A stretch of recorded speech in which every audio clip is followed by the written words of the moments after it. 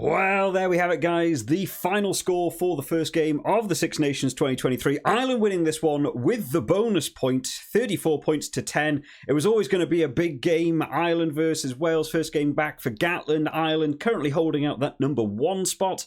Wales currently in 9th in terms of world ranking, and let's say as a Wales supporter, felt a bit like it today. A lot of cliches in this one in terms of a game of two halves. We've got yellow cards to talk about. So much fun stuff. So as we do in these match report videos, we'll go over the scores, the highlights, some thoughts and some stats from the game going on in the first half. And then afterwards, we'll talk about the second half as well. If you enjoy this style of content, remember to like the video and subscribe to the channel because there'll be a bunch of videos coming out across the Six Nations. And make sure, as always, you do drop down in the comment section your thoughts on how you think the game went. On to the first half then, and before kickoff, we had some really nice sort of touching tributes going over to Eddie Butler, of course, who we lost last year, which is really nice to see. I mean, that's going to be a big personality missed. It's certainly a voice of rugby that I'm so used to seeing in the world of rugby, so will be missed, but a nice tribute to him. Ireland were the first ones with a bit of bad news for them. Gibson Park and Cian Healy both out before the start of this game. So Conor Murray coming in and Dave Kilcoyne coming in alongside him to replace them. And one of the big worries before the game was how would this affect the Ireland speed in the ruck? Of course, Gibson Park so quick at recycling the ball and getting out. Conor Murray, higher experience, higher caps, but also higher in age, a little bit slower. There was a bit of a worry how that was going to impact it, especially with a full stadium, a big atmosphere of Principality. Would it slow him down? But it didn't go that way. As you can see by the scoreboard, Ireland with such a dominant first half. There was a great start by them, getting the kick into that Welsh 22. Wales trying to clear. James Lowe pins them back into their own 5 metres. Liam Williams has to try and do something with the ball. They get a clearance kick, get it about halfway towards the 22. Giving Ireland a great platform to launch on. We see them go for that driving maul. Wales holding up the driving maul relatively well in this first half, but it was the pressure that came through the forwards. Those one-off carries, it's what I've been saying in the preview videos. It's the area where we're seeing Wales crumble. The defensive solid, but continuous pressure sees those cracks open, and it was no different today. Keelan Doris being the first one to get over the try line today in the 3rd minute, just from that pressure through the forwards, just going through phases, one-off runners. Wales committing so many men to every tackle, 3 or 4 people getting involved with every tackle. Seemed very weird, leaving them short-manned on the defensive side, and Sexton converting that one 7-0 up to Ireland only 3 minutes into the game. And it was only 5 minutes later till we had the next one coming in from James Ryan. Wales giving away penalties is a bit of a theme in this first half. There was 9 penalties given away by the end of the first half. Wales committing offside. Again, a lot of men in the tackle, not being able to get back onside from their tackle before committing the next one. Faletau had a couple today picked up against him for offside as well, which was a shame to see from a solid player. Ireland decided to go for the tap and go. They thought they were close. They were about 7 metres from the try line. Went for the tap and go. Went through the forwards again, supporting the forwards, not just having one-off runners, but actually having another forward behind them, launching them into the Wales defence. And eventually it was James Ryan who saw himself crashing over for his try, and Johnny Sexton converting that one as well. So we're only 10 minutes in, and Ireland are already up 14 points to 0. It did look like Wales might get their own chance back, though. There was a bit of a loose pass going on in the Irish half towards that 15-minute marker. The ball went loose from a pass. Could have looked like a knock-on. They went back and checked on the TMO afterwards, declared it wasn't a knock-on. Pass went backwards. Rio Dyer kicks it on, got some good footballing skills, kicked it all the way to the try line, but somehow Hugo Keenan, who has been playing extremely well in this game, managed to get back for that cover and dot the ball down, giving Wales the 5-metre scrum, but avoiding the try. And then immediately afterwards, we see a great scrum from Ireland, sort of driving the Wales scrum back on a 5-metre attacking scrum. Real shame for them, because up to now, Wales just haven't had any chance to sort of get over that try line. Wales did, however, manage to gain a penalty further on from that scrum, though. Sexton not releasing the ball. They took the 3, which at the time felt like you probably want to be trying to get back into this game, but by the end of that scoreboard, that 3 needed to happen, otherwise it's a 27-0 half, so it was a good decision by them eventually. Ireland got their own penalty back, though, in that 18th minute. There's a number of silly penalties coming in from Wales in this first half, just unnecessary things, giving it away. You've just got that 3 points only 4 minutes later, you give it back, Sexton got it over. This one was for crawling in the ruck, in the counter ruck, and we saw 2 of them in this first half, just players going off feet in the ruck and just sort of waddling forwards on all fours. Really weird decision. Just roll away, let someone else get over. You've done the hard graft and the counter-up. No need to give away silly penalties. So Sexton managed to take that lead back to the 14 points. Double down 3 minutes later. Wales actually getting some momentum going forwards, going through the phases. And the ball goes on a bit of a loose pass out wide, out to James Lowe. We've seen him do it before. He's one of those wingers that you just can't afford to take your eye off. Gets the interception in Ireland's own half and runs it 60 metres up the field for a brilliant try from him. But you see it so often. He's one of the wingers you just can't afford to throw a wild pass out to because you know he'll get the interception.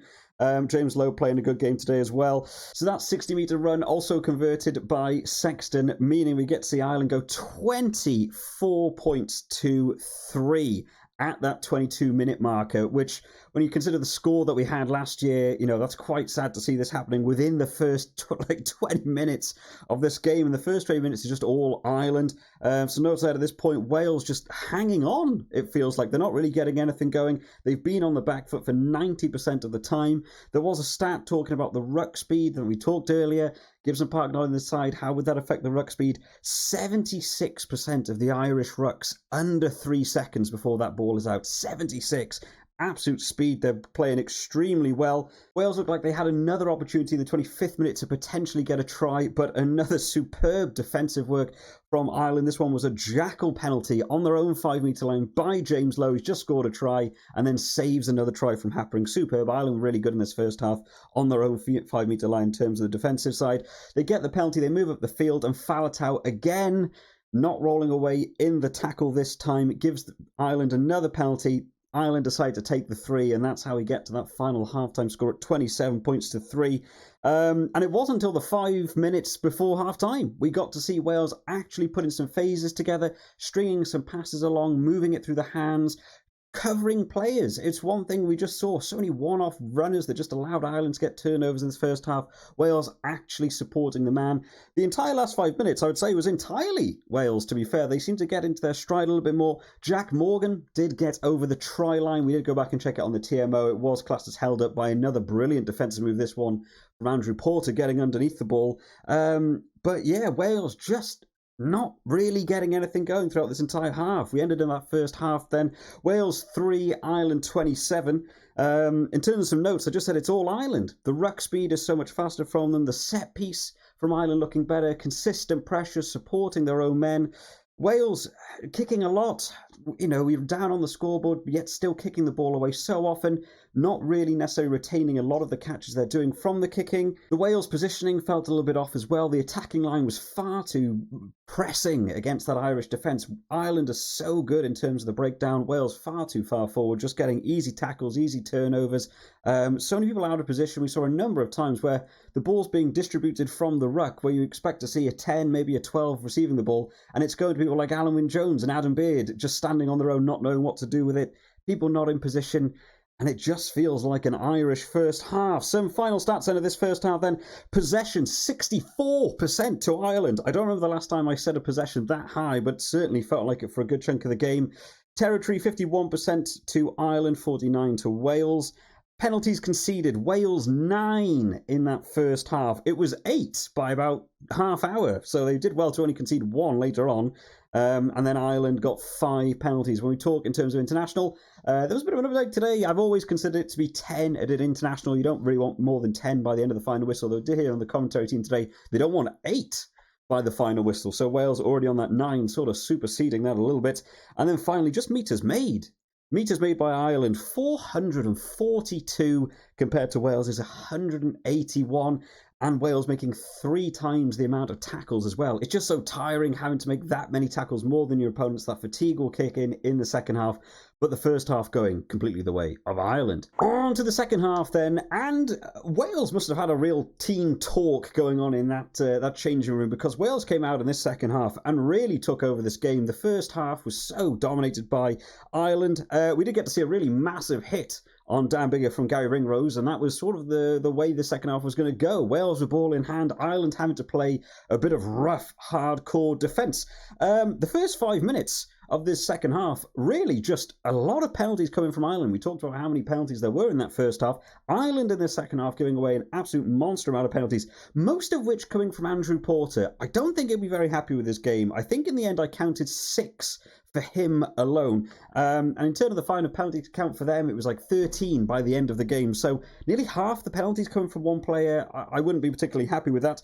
It all started from a Porter penalty that kicked Wales back into Ireland's half, and then very quickly followed up by another penalty against Porter for an offside, which gave Wales the kick to 5 metres. They go for the big driving maul, but Ireland managed to hold out pretty well. Wales go through some one-off runners. They spin it out a little bit wider, and Liam Williams on a fantastic line carves through the middle of the two centres and goes over for the try. Now, after this try was scored, we also then had to go back because Andrew Porter, after giving away 2 penalties already, decided just to drop on top of Liam Williams after he'd scored that try. We sort of see that a lot in rugby, but they went back and had a look at this one and deemed it as like a late tackle after the try was already scored. So we went back to the restart with a penalty for Wales. So again, just 3 penalties on the bounce in 5 minutes for Andrew Porter. He did play the full 80 minutes. I was a little bit surprised the coach didn't take him off at some point because there were a lot of penalties going his way. But Liam Williams getting a nice try there, and it was successfully converted by Dan Bigger. Wales did manage to pull it back there. Ireland 27, Wales 10 at this point. And as we go through, there's just a number of penalties all the way along. They got another penalty for James Lowe crossing in the 50th minute from a high ball block in that tackle coming in. They had another one going against Ian Henderson just after he'd come onto the field for taking out Liam Williams. He jumped in the air, not in a realistic position to actually charge down the ball, continued the jump going through and hit Liam Williams. I think maybe there was a bit of a meal made out of it. Pretty sure Liam Williams probably could have moved out the way of him, but if there's a penalty come, people will always make the most of it in rugby. In terms of the open 20 minutes, I just said it's just all been Wales. From 40 to 60 minutes, all Wales really. Only 1 try away from the bonus point for Ireland, and yet they seemed to be sat on the back fence. They were just sort of waiting for Wales. Every time they had position, they just kicked it away immediately, allowing Wales to come back at them. I'm not even sure if they were maybe sort of wanting to test their own defence leading up for the France game a little bit. It felt at times like they were almost going out of their way to not make a counter-attack and actually kicking it back to Wales. So there might be a little bit of tactics involved there, but I was surprised they didn't want to just secure that 4th try as soon as possible and then move on to that tactic if that was the way it was going. In the 60th minute, Ireland looked like they might be able to get that 4th try. They had a driving maul coming off the back of a Wales penalty. The maul went down. Ireland tried to carry it on by who else but Porter.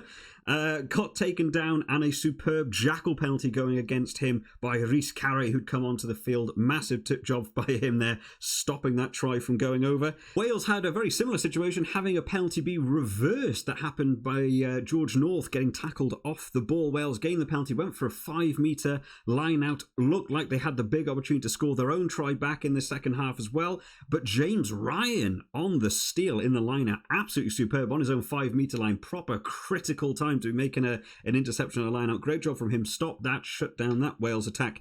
Now, one of the big talking points, I always like to talk about them in the games, yellow card here coming in for Liam Williams. High tackle on Johnny Sexton. No, I really don't think this is a yellow tackle. I feel like it's beginning to feel that way now with these tackle laws coming in.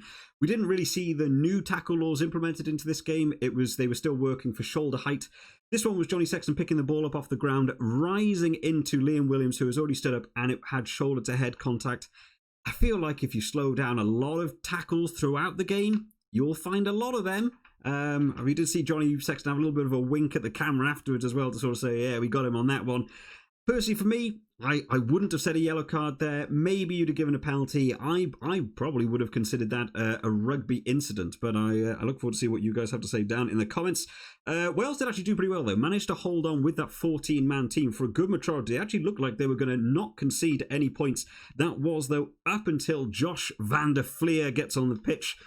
Men's Player of the Year, who else is going to be there just to seal that one out for them? Josh van der Fleer getting his try. The first real attack by Ireland in the second half. 72nd minute this try came in. It was building it through a number of phases. There was some nice little play. Dan Sheehan chucking himself out on the wing, getting some nice little kicks over the top as well to make that extra room.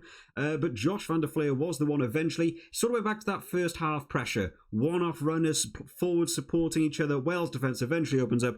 Josh van der Fleer went straight under the post for a try, converted by Ross Byrne. That takes us to our final score of 34 points to 10. There was still 5 minutes left. It was sort of a turn-taking, penalties, free kicks. No one really getting the advantage. The final opportunity came for Ireland, though. 79th minute, got their own penalty, kicked it to about 8 metres from the Welsh try line. Wales managing to hold up that maul pretty well. You felt like the ball had to be spread wide for some reason. Keller came on, tried to sort of run it himself. Not really sure what the purpose was in that. Ireland sort of got shut down. Ross Byrne went for an incredible crossfield kick out of nowhere. Hansen waited on the wing, caught the ball 2 metres from the try line. You think he has to score. And out of nowhere, Alex Cuthbert, like an absolute rocket, throwing him out into touch. I can't believe Hansen didn't manage to score from there, but what a great cover tackle by Cuthbert. So we leave on that final score. Ireland 34 versus Wales is 10. In terms of the final notes, I just sort of said, yeah, it's a game of two halves. Wales on top from 40 minutes to about 65 minutes, but just not converting it into points. Only one try. You felt like there was the opportunity for 2 or 3 more. Just forcing extra passes, just not really helping them. Rio Dyer had some great lines in this game. Jack Morgan with some pick and goes, but they just seem to be making the inroads, and it's a bit of panic passing to desperately get across rather than going through the phases and letting yourself get there. Ireland did feel like they dropped off in the second half, but one thing they were doing is converting opportunities into points. It only really felt like they had one major opportunity and they got a try from it. So it's making the most of that. I think Ireland will be looking at that second half very closely before they come up against France next week, because they'll not want to be having a second half similar to this one against France. Hugo Keenan got man of the match. I think well deserved. I actually think Liam Williams had a great game. I think the yellow card for him, unfortunately, will have dinged that. I thought Liam Williams had a great game. Hugo Keenan played well. Keelan Doris could have been another one mentioned, but Hugo Keenan just covering that backfield. Just great all game. In the right position, great counter running, managing to get superb tackles when they absolutely had to be made. Really nice game from him. In terms of final stats then, possession, Ireland 59, still high, isn't it? Dropping down, considering how much it felt like Wales had possession in this second half. Dropping down from the mid-60s, only down to 59% by the end of the game. It's a bit of a testament to how well Ireland were actually doing with the ball. Number of penalties, Wales 16, Ireland 13. An issue area for both teams. I think that first half, Wales so massive on the penalties, they managed to keep it down a bit more in the second half. That second half, though, for Ireland, penalty count could be a bit worrying. Like I said, Porter there with, I think, 6. It might have even been 7 out of those 13 singularly against you. You might want to be working on some things before the next game. But there we have it, guys. First win goes to Ireland. Their potential Grand Slam underway. Triple Crown also underway for them. This is sort of how I expected this game to go. Unfortunately, I didn't want to see a repeat of what we got to see last year, but it's another big score for Ireland. So well done to Ireland. I hope you've all enjoyed this one today, guys. I will see you all next time. Bye-bye.